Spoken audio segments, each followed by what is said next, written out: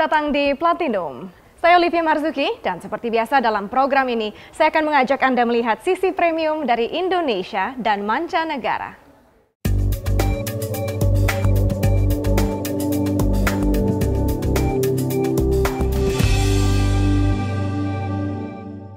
David Beckham ternyata cukup handal dalam mengelola pundi-pundinya. Ia baru saja membeli franchise klub sepak bola Major League Soccer di Miami, Amerika Serikat senilai 300 miliar rupiah. Dengan demikian, ia menjadi mantan pesepak bola profesional pertama yang memiliki klub di liga. Legenda sepak bola asal Inggris David Beckham membuktikan bahwa prestasinya di dunia sepak bola lebih dari sekedar sebagai atlet.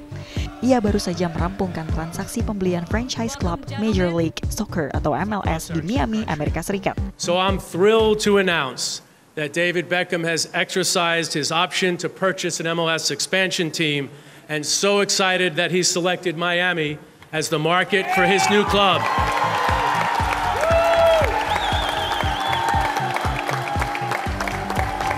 Yes, we will want to bring some of the best players in football, in soccer, to Miami to play in this team. I've seen what happens to teams when you bring great players in. I'm talking about the Heat. And when you look at a team like that, when you look at a franchise like that, you want success. Untuk membeli franchise MLS, Beckham membayar $25 juta Amerika atau hampir 300 miliar rupiah. Harga ini tergolong murah karena biaya ekspansi dengan pembelian franchise klub baru biasanya mencapai $100 juta Amerika atau 4 kali lipat lebih mahal. Beckham mendapatkan diskon khusus berkat kontrak perjanjiannya dengan Los Angeles Galaxy, klub bola pertama yang mengontrak Beckham untuk berlaga di MLS. We don't want public funding. We will fund the stadium ourselves. It's something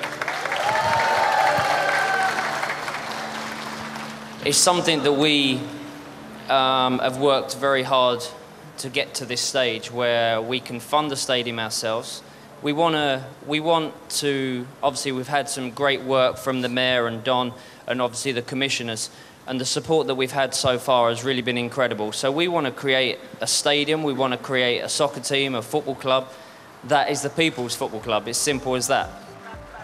Beckham akan membentuk tim sepak bola dan membantu pembangunan stadion di Miami. Pesepak bola dengan penghasilan $47,2 juta ini sedang bernegosiasi dengan wali kota Miami, Carlos Jimenez, terkait hal pembebasan lahan stadion. Klub Beckham itu diperkirakan akan masuk ke kompetisi pada tahun 2016 mendatang. Konsumen kelas atas Indonesia kini semakin selektif dalam memilih barang-barang penunjang gaya hidup, seperti halnya untuk luxury furniture. Dan toko-toko furniture mewah berikut ini merupakan bukti bahwa perubahan gaya hidup ini membawa peluang bisnis yang cukup menjanjikan.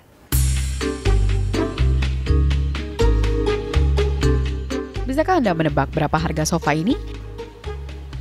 Ya, sofa asal Italia dijual seharga $99 juta. Siapa sangka, di toko furniture ini mebel impor paling laku di kalangan konsumen Indonesia. Besarnya peluang pasar pada sektor bisnis inilah yang mendorong toko furniture asal Jerman ini hadir di Indonesia. Sejak 2 tahun hadir di Indonesia, Kari Design memang lebih memilih untuk menjual produk impor. Alasannya adalah karena kurangnya konsistensi kualitas mebel lokal. When you order the small quantity, it was okay. But once you order the bigger quantity or 2-3 containers of goods, because we're meanwhile in nearly 70 countries around the world, with a bit less than 100 stores now, so we're buying in big quantity. This is also what brings the price down at the end. But the quality for big quantity production was back then, that was 3-4 years ago, was back then not on the standard that we hoped for.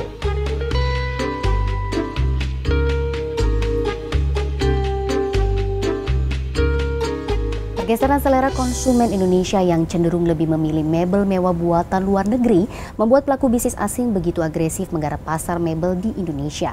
Dan tak hanya itu, hal ini juga memberikan dampak terhadap industri mebel di dalam negeri. Pada tahun 2013 lalu nilai ekspor naik tipis sebanyak 4% dengan nilai realisasi sebesar 164 juta dolar Amerika atau sekitar 1,9 triliun rupiah. Nah, meskipun nilai ekspor naik, namun ternyata produksi mebel buatan dalam negeri merosot hingga 10%. Di tengah pergeseran selera konsumen lokal ini, ternyata masih ada pelaku bisnis asal Indonesia yang begitu percaya diri menjual produk mebel mewah buatan dalam negeri. Sekilas satu set sofa ini terlihat bergaya Amerika, tapi ini bukanlah produk impor. Ini produk buatan asli Indonesia dan dijual sekitar 59 juta rupiah. Kualitasnya pun pantas bersaing dengan produk impor. Adalah Arbor & Troy, retail mebel mewah asal Indonesia yang dipayungi mahakarya warisan Nusantara dan berani tampil beda. Pertama adalah visi dari para foundernya sendiri gitu ya. Mereka punya visi dan juga aspirasi bahwa desain dari desainer Indonesia, lalu hasil kualitas pekerja Indonesia itu mumpuni gitu ya. Desain sangat diterima dan kualitas juga bisa diterima. Yang menarik, justru sebelum merambah pasar retail, toko yang sudah hadir sejak 7 tahun lalu ini mengawali kinerjanya dengan bisnis sewa mebel mewah. Dan siapa sangka, mebel asal Indonesia berhasil mencuri hati para konsumen asing maupun lokal. Jadi, mana yang Anda lebih suka? Mebel mewah impor atau asli buatan Indonesia? Apapun pilihannya, pastikan kemewahan yang dirasakan juga memberikan kenyamanan. Platinum akan kembali sesaat lagi dengan informasi dan keunikan desain seorang desainer interior ternama asal Indonesia. Tetaplah bersama kami.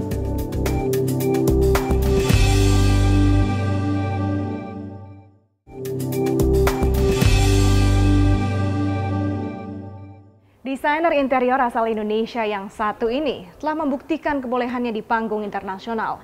Jakarta, Singapura, Shanghai hingga Miami merupakan beberapa tempat di mana karyanya telah dipamerkan. Namun sebelum saya mengajak Anda melihat karya artistik dari desainer interior Jaya Ibrahim, mari kita simak highlight berikut. Lamborghini Huracan LP terjual sebanyak 700 unit.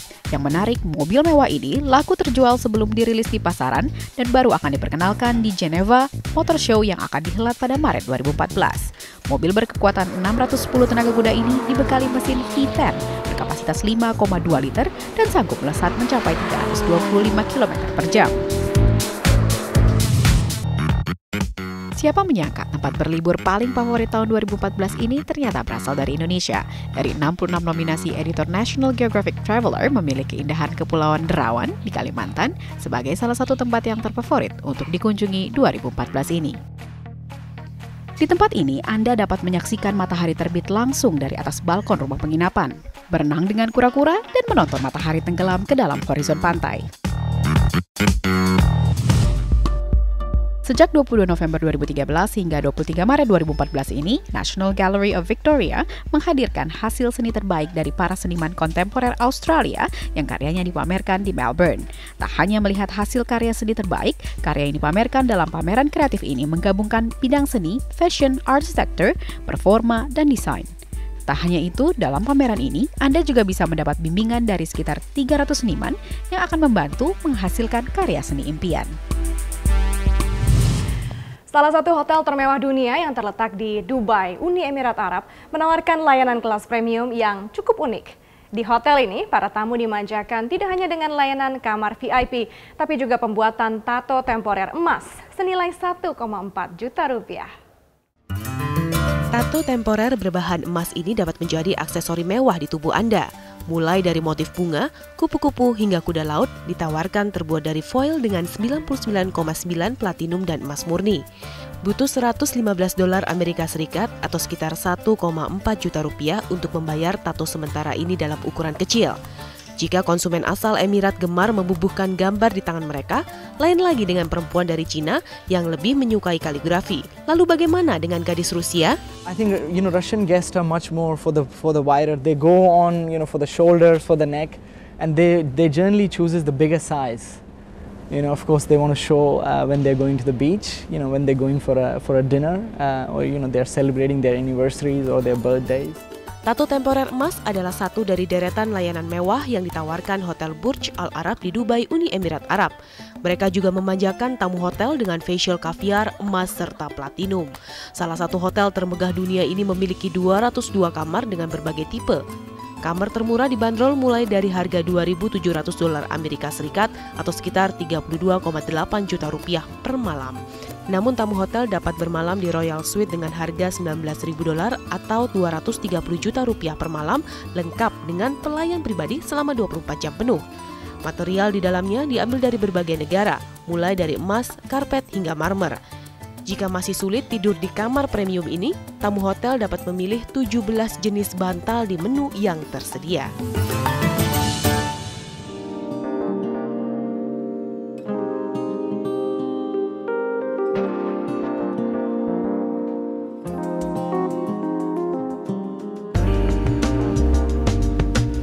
Enggak, saya dari dulu sih mau jadi desainer waktu masih kecil. Jadi arsitek sebetulnya.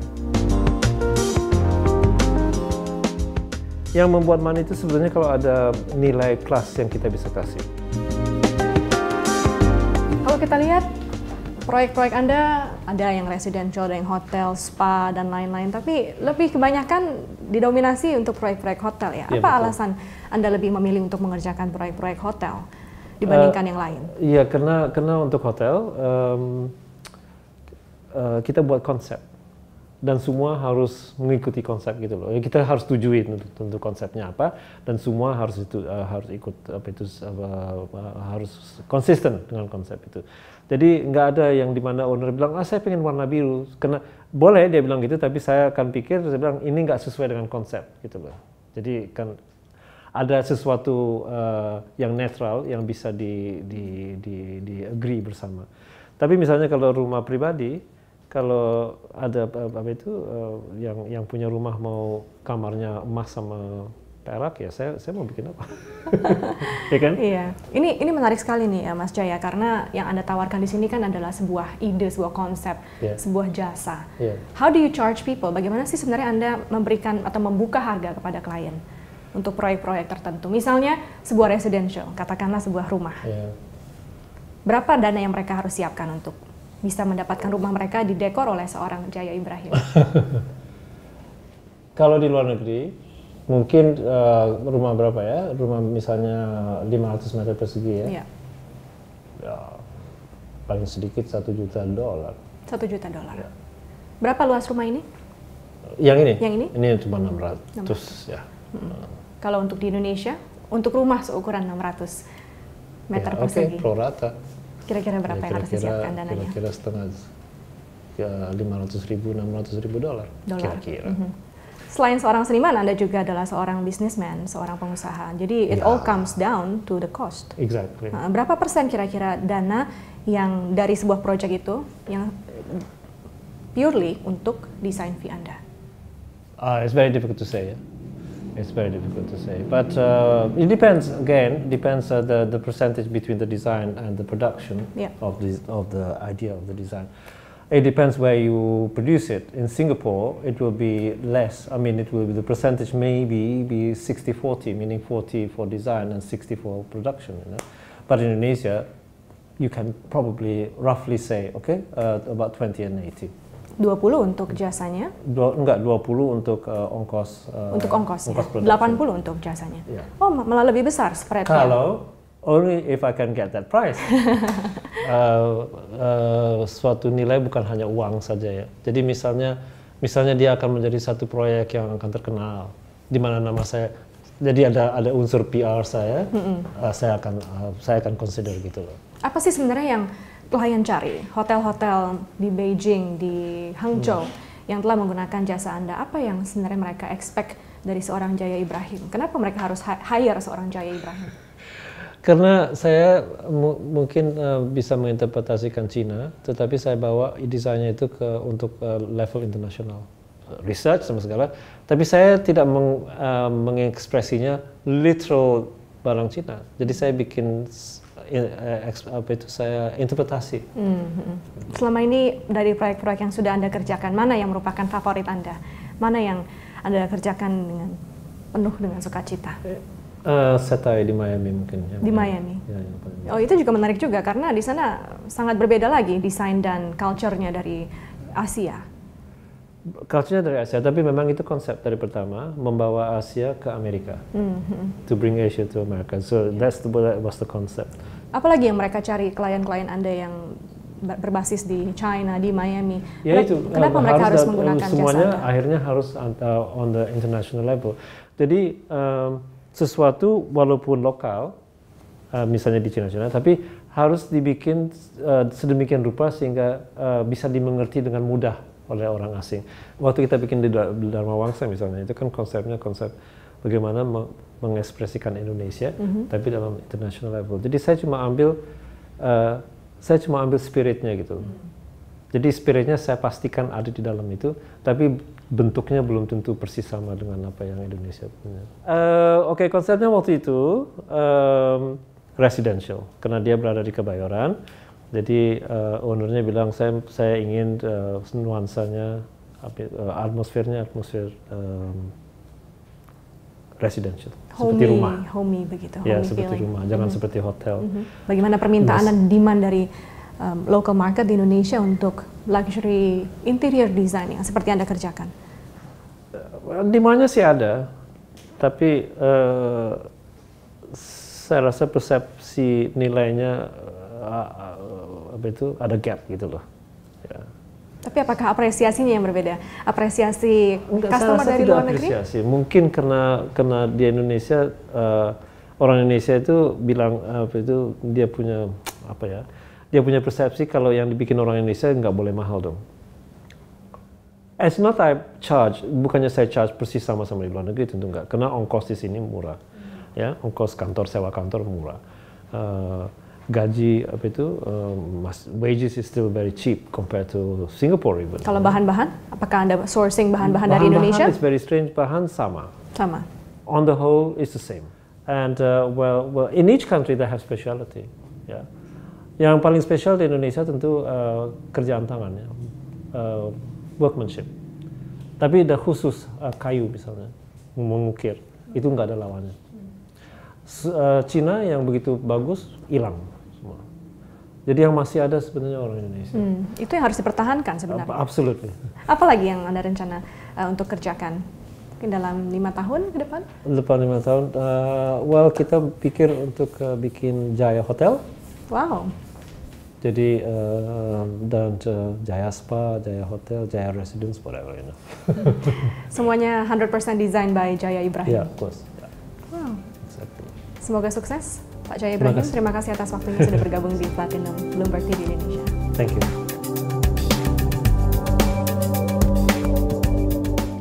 Platinum masih akan kembali sesaat lagi dengan informasi dari mancanegara.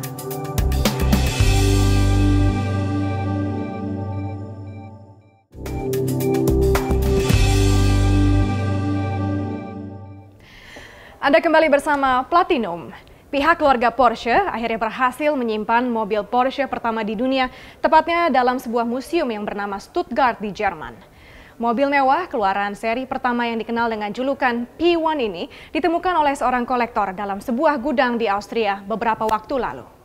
Porsche 911. Cepat dan mewah, itulah kesan yang melekat pada mobil Porsche. Namun bagaimana jika kita menengok kembali ke tahun 1898 saat mobil sport ini pertama kali diproduksi. Seri Egerlohner Electric Car C2 Phaeton dapat ditemukan di Museum Stuttgart, Jerman. Setelah lebih dari 1 abad, mobil yang kerap disebut P1 ini ditemukan dalam sebuah gudang di Austria. Die Testphase vorbei war, gab es einen kleinen Vermerk von Ferdinand Porsche am Lenkrad, bitte abstellen in einer Wagenremise, in einer Scheune. Und dort wurde das Fahrzeug tatsächlich von einem privaten Sammler jetzt vor einigen Wochen wieder entdeckt, weil wahrscheinlich der Stellenwert dieses Autos gar nicht im Bewusstsein war. Rear-wheel drive and front-wheel steering. P1 merupakan mobil yang dirancang oleh Ferdinand Porsche. Mobil dengan seri yang sama juga menjadi Porsche pertama yang memenangkan perlombaan pada masanya. Pihak museum masih mempertahankan motor elektrik dan baterai seberat 500 kg. Dengan demikian, kendaraan ini mampu melaju dengan kecepatan maksimal 35 km per jam dan beroperasi hingga 6 jam. Namun pihak museum menambahkan kaca akrilik yang dapat dibongkar pasang untuk melengkapi badan kendaraan yang hilang. Maraknya persaingan di industri penerbangan membuat bandar udara di India berlomba-lomba untuk menjadi yang terbaik. Dengan lebih dari 7.000 karya seni dari berbagai wilayah India, Bandara Chhatrapati Shivaji di Mumbai diklaim akan menjadi salah satu yang terbaik di dunia. Pendatang di Bandara Mumbai pasti akan terkesima melihat dekorasi bagian imigrasi dan bagasi yang lebih mirip galeri seni. Terminal senilai 2 miliar dolar Amerika Serikat itu menjadi rumah bagi lebih dari 7.000 karya seni asli India, sekaligus menjadi ruang pamer umum terbesar di negara tersebut. It's something which is very unique and we think will establish a new way of building airports globally and create a new benchmark. In addition to that, I think we also have to realize that for a city like Mumbai and for India, this is a major new development, and like somebody told me, that once this airport changes, it will change Mumbai forever. Karya seni terpampang sejauh mata memandang. Lukisan bintang Bollywood terpampang di sepanjang dinding lorong. Sambil menunggu penerbangan, calon penumpang bisa bermain-main dengan patung air musik interaktif. Mengisi karya dari 100 artis dipamerkan di Terminal 4 lantai itu adalah pekerjaan yang tak mudah bagi seorang kurator. I think a lot of the challenges lay in being able to, in a very constrained environment, where things had to be put up overnight, things that were as heavy as 10 tons. Terminal anyar itu sekaligus menambah kapasitas Bandara Mumbai hingga 40 juta penumpang per tahun yang diharapkan bisa diraih per 2019. Setidaknya, bandara bercita rasa seni ini bisa mengobati rasa bosan sambil menunggu keberangkatan. Saat kaum elit high class sedang berkumpul, tentunya sangat menarik memperhatikan bagaimana cara mereka bersosialisasi satu sama lain. Dan berikut ini, seseorang dari kaum elit Davos, David Jones, akan berbagi tips bagaimana cara bersosialisasi dengan kaum elit dan berkuasa dunia.